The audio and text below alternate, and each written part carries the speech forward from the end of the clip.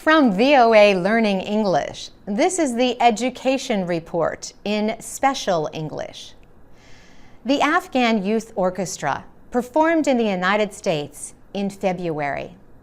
48 young musicians traveled from Kabul to play at some of the most famous American music halls. They performed at the Kennedy Center in Washington and Carnegie Hall in New York City. The last stop was Boston, Massachusetts, where they performed at the New England Conservatory of Music.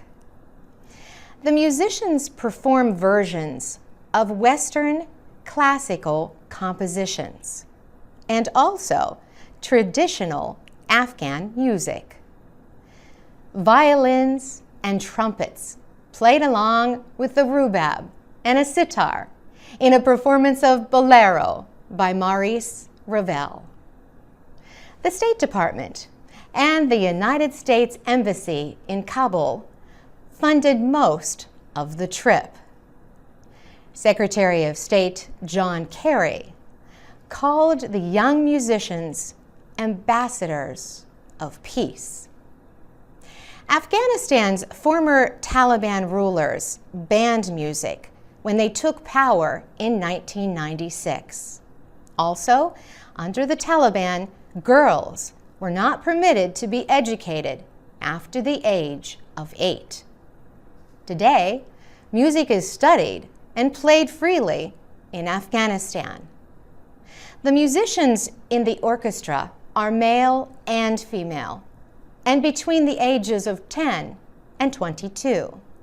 Most are orphans or were homeless.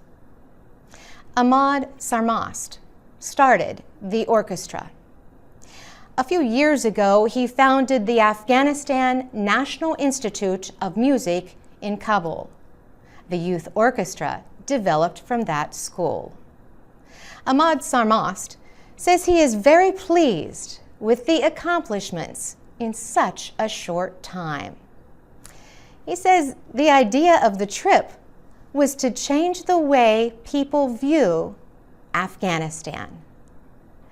The children, he says, are ambassadors of Afghan culture, whose efforts reflect the changes in their country in the last 10 years.